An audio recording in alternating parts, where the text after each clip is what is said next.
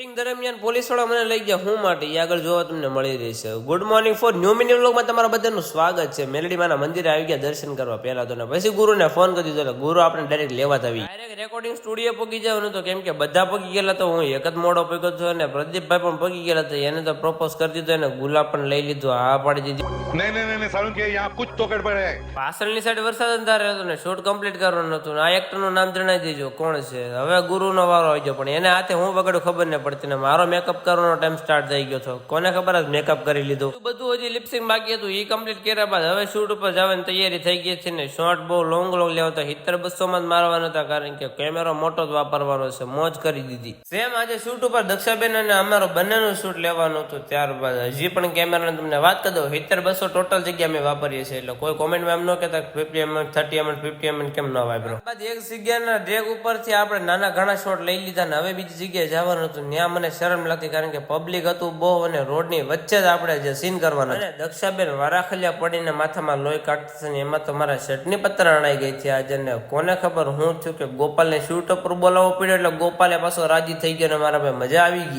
લુખ્ખા તત્વો આને કહેવાય છે કેમ કે કોકની વર્દી સોરીને પહેરી લીધી છે. ત્યારબાદ આપણો વીઆઈપી લુક કમ્પ્લીટ થઈ ગયો હતો ને હવે આપણે જવાનું હતું પાછા બીજા ઘર. ત્યાંથી પોલીસ વાળા મને લઈ ગયા એવું કંઈક રોલમાં હતો એ મને. ત્યારબાદ ગુરુને મેં થોડી વાર મસ્તી કરી લીધી અને આવડા એનો રોલ કમ્પ્લીટ કરતા હતા. કઈ ચેનલ ઉપર આ સોંગ આવવાનું છે એ તો તમને બીજા વિડીયોમાં તમને જણાવી દઈશ. ત્યારબાદ આપણું ભાઈ પબ્લિક જોવા માટે ઘણું આવેલું હતું અને લાસ્ટમાં મારો ટેક તો એવો હતો કે મને બીક લાગી. મને જેલમાં પૂરી દીધો હું બેઠો બેઠો ને શાંતિથી જોતો હતો. જોકે હું શૂટ ઉપર બહુ બોલતો નથી કેમ કે મને સાતુનો દુખાવો થાય છે. જો વિડીયો ગમે તો લાઈક શેર સબસ્ક્રાઇબ કરવાનું ભૂલતા નહીં. આ વિડીયો કઈ ચેનલમાં આવશે હું તમને આગળના વિડીયોમાં જણાવી દઈશ. ત્યાં સુધી બધાને બાય બાય.